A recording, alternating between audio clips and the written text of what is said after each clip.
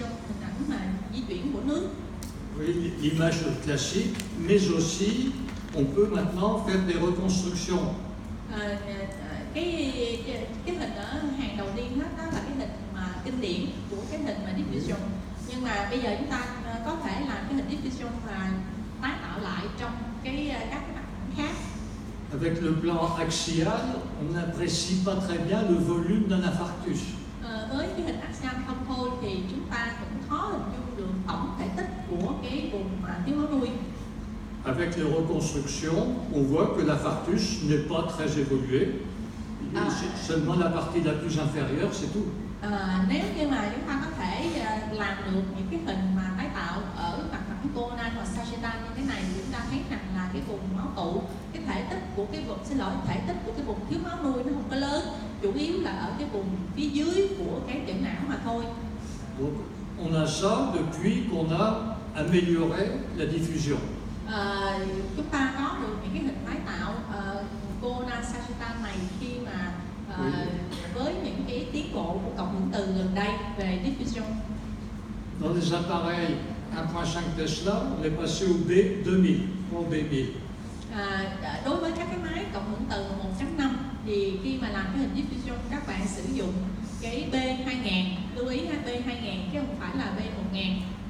Avant, la diffusion c'était rapide, 1 minute. Maintenant, mais 2 ou 3 minutes, c'est très important, bien sûr. Donc, il faut mettre de l'énergie sur la diffusion.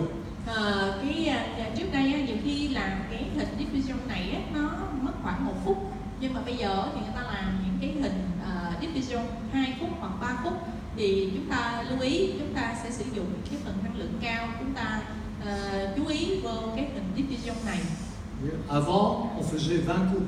Maintenant, on fait 36 coups pour diffusion jointive. Trước đây thì làm cái hình diffusion thì chỉ khoảng 20 lát cắt thôi. Bây giờ thì làm những cái hình diffusion này thì làm khoảng 36 lát cắt, và những cái lát cắt đó nó liên tục nhau. Eh bien, si vous n'avez pas le temps, il faut supprimer le T1, il faut raccourcir les autres séquences. Mais il faut pas économiser sur la diffusion, c'est pas bien. Nếu như các bạn không có thời gian thì các bạn có thể bỏ cái hình T1 hoặc là một cái hình nào đó khác, nhưng mà lưu ý không có được bỏ cái hình diffusion, và thậm chí còn phải để nhiều thời gian hơn để làm cái hình diffusion, tại vì nó có nhiều thông tin cho mình. Parce que l'objectif, c'est de voir des petits infarctus. Mục tiêu của chúng ta là sẽ tìm những cái chỗ thiếu máu nuôi mà kích thước nhỏ. Vous voyez, c'est un déficit moteur du membre supérieur.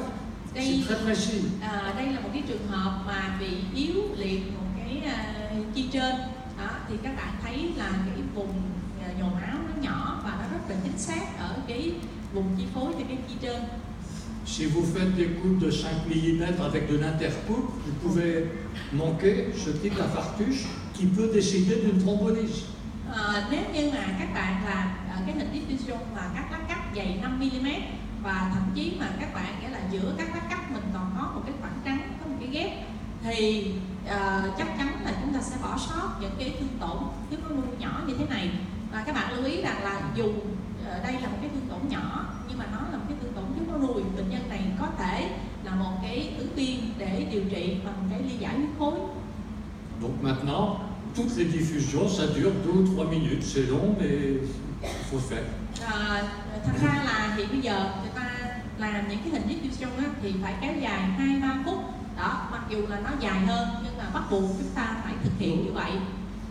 En pratique, on a tendance à éliminer l'imagerie T1. On a fait pendant 20 ans de l'imagerie T1. Actuellement, on en fait presque plus. Trong hình ảnh học mà về cộng hưởng từ 20 năm nay thì chúng ta hay làm cái hình T1 đó, nhưng mà bây giờ người ta có khuynh hướng người ta bỏ, không có làm cái hình T1 nữa. Parce qu'avec le T2 Swan et la diffusion, on n'a plus besoin du T1.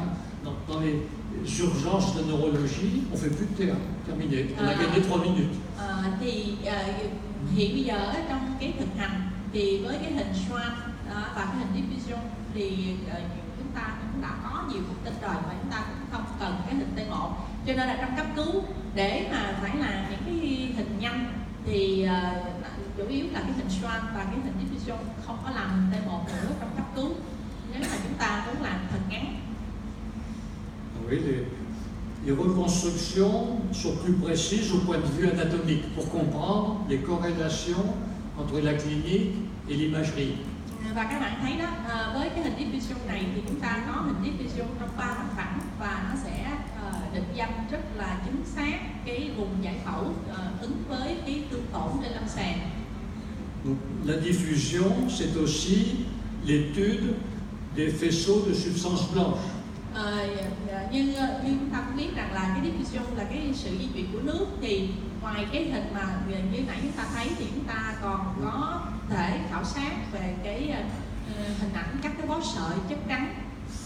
Pendant longtemps, on a dessiné le faisceau corticospinal avec un crayon. Maintenant, ça c'est de vrais faisceaux corticospinal. Thì cũng lâu rồi, thì với cái hình cộng hưởng từ và cái hình cô nam này, muốn hình dung cái bó tháp, cái bó vỏ gai á, thì lấy một cái viết vẽ lên trên cái hình, nhưng mà bây giờ á, thì mình có thể tạo ra cái hình thật sự. Un problème, c'est que c'est long, il faut 20 minutes. Tuy nhiên để làm được cái hình các cái bó sợi thần kinh này thì chúng ta mất một cái khoảng thời gian cũng dài, khoảng 20 phút. Si vous avez eu 1 heure, vous avez ça. Nếu mà các bạn thực hiện một cái hình trong 1 tiếng đồng hồ á, thì mình có thể ghi được cái hình ảnh những cái bó sợi như thế này. Tout ça parce que la diffusion, ce sont les mouvements de molécules d'eau qui ne sont pas les mêmes dans l'axe en travers. Thì chúng ta biết rằng là mình nãy như mình nói đó, diffusion là cái gì? Là chúng ta khảo sát về cái sự di chuyển của nước.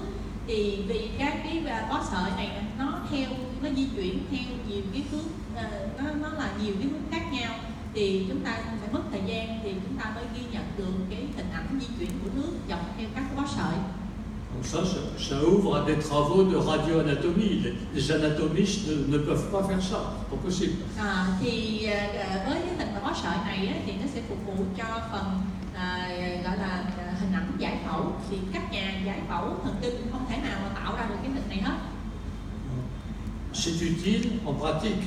Và trên thực tế thì nó cũng có những cái ứng dụng nhất định. Vous voyez, est-ce que cette tumeur est précentrale? Est-ce qu'elle est post-centrale?